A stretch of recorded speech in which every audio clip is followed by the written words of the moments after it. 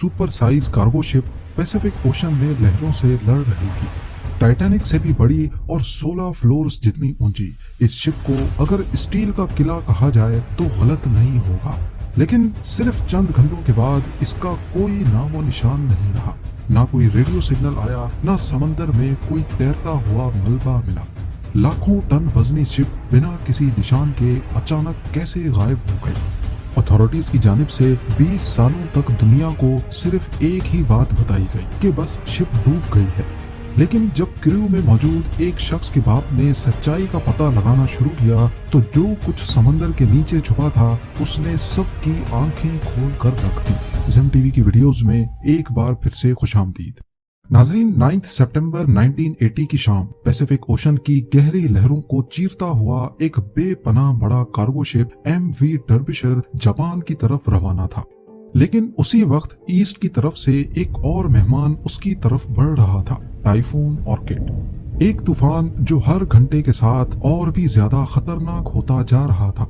MV डर्बिशर पिछले 8 हफ्तों से मुसलसल सफर कर रही थी। कनाडा की आयरन माइन से 1,50,000 टन लोहा उठाने के बाद अटलांटिक ओशन को पार किया, अफ्रीका के सदर्न किनारे से गुजरी और इंडियन ओशन की लहरों को छांटती हुई अब आखिरी मंजिल के करीब थी।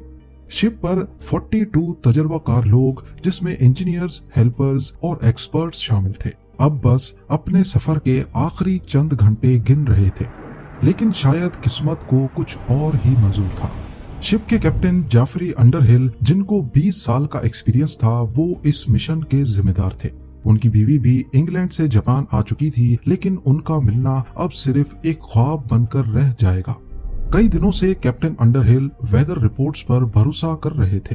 वो अपने कैरियर में ऐसे कई तूफान देख चुके थे। उन्हें यकीन था कि डर्बिशर टाइफून को आसानी से फेस कर सकती है। इस मकाम पर सेफ हार्बर भी काफी दूर था, लिहाजा तूफान से लड़ना ही आखिरी हल था। कैप्टन ने स्पीड कम की और शिप की डायरेक्शन लहरों की तरफ थोड़ी सी घुमा दी। तूफान के दौरान शिप्स आम तौर पर ऐसा ही करती हैं ताकि स्टेबिलिटी बरकरार रहे।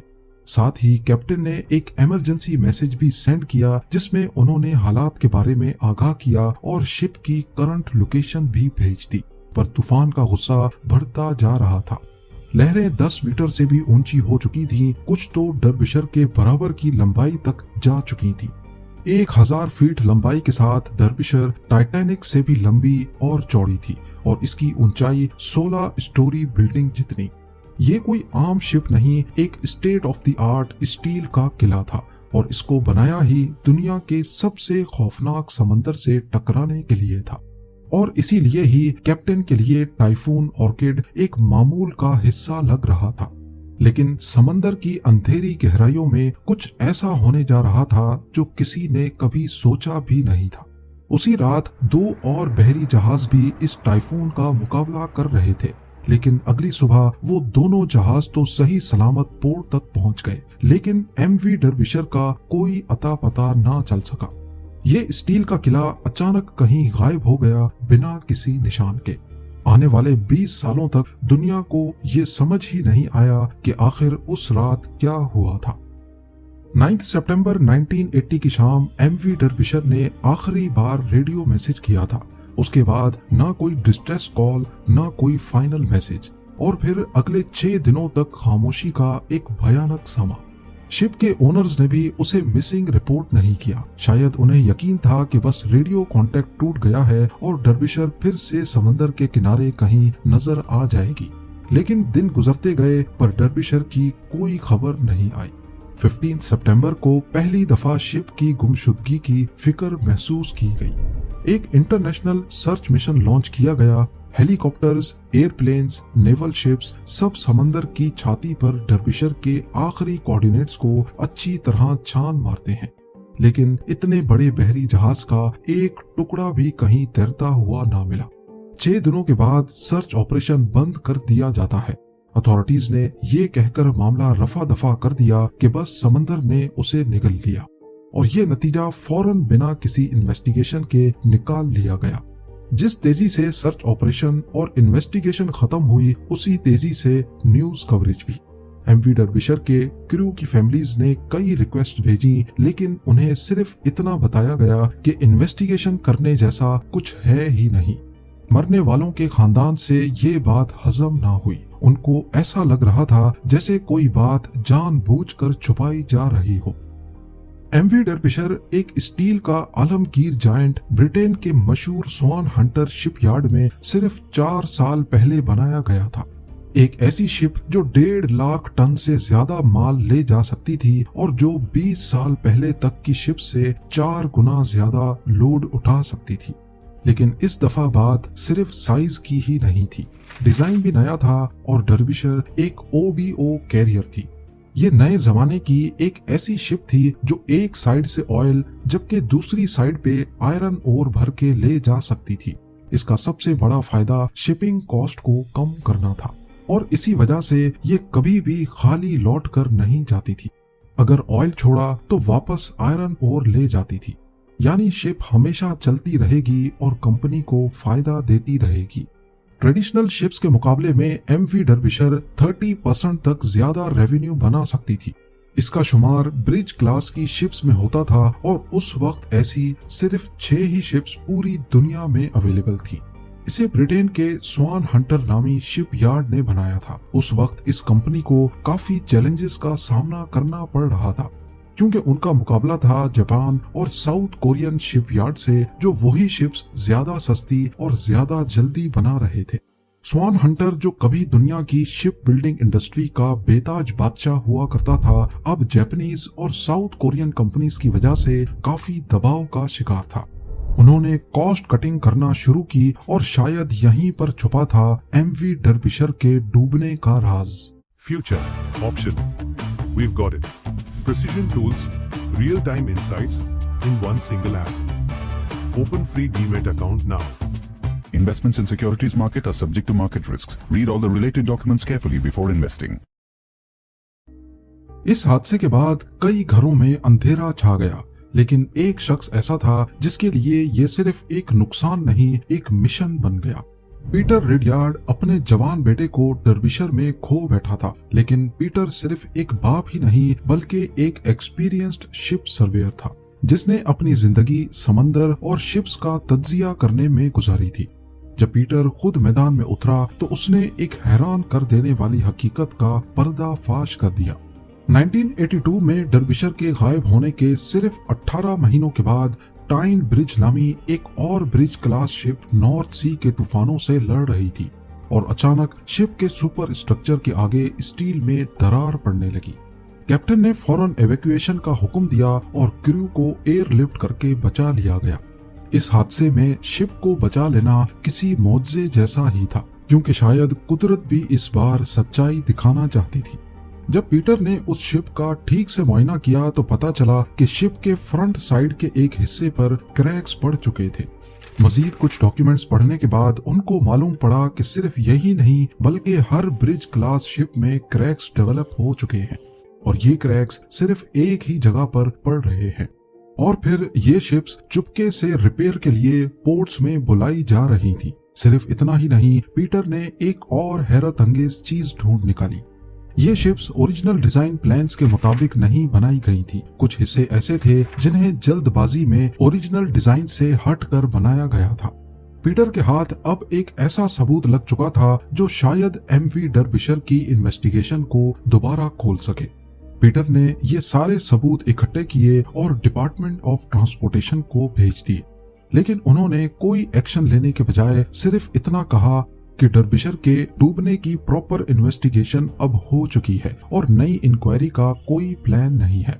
अथॉरिटीज ने कान बंद कर दिए, लेकिन मरने वालों की फैमिलीज ने जुबान खोल ली। 1984 में उन्होंने डर्बिशर फैमिली एसोसिएशन बना ली, जिसका सिर्फ एक ही मकसद था कि सच से पर्दा उठा कर रहेंगे।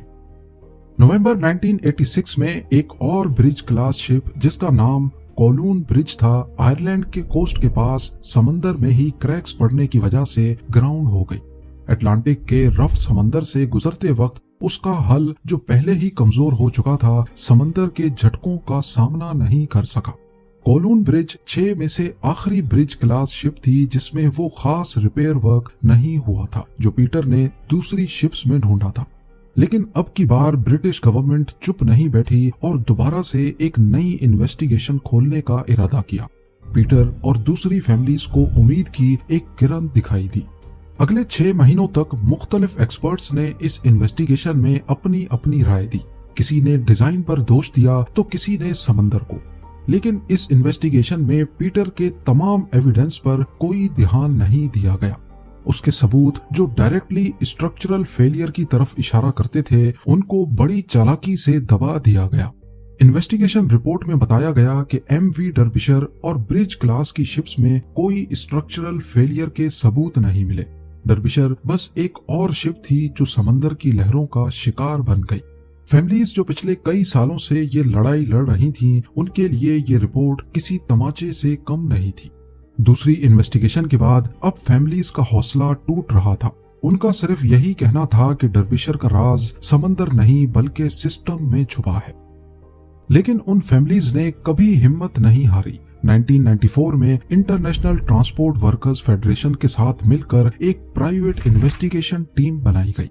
सब ने मिलकर इस मिशन का खर्चा बर्दाश्त किया और MV डर्बिशर को 14 सालों के बाद समंदर में तलाश करने का प्लान बनाया गया।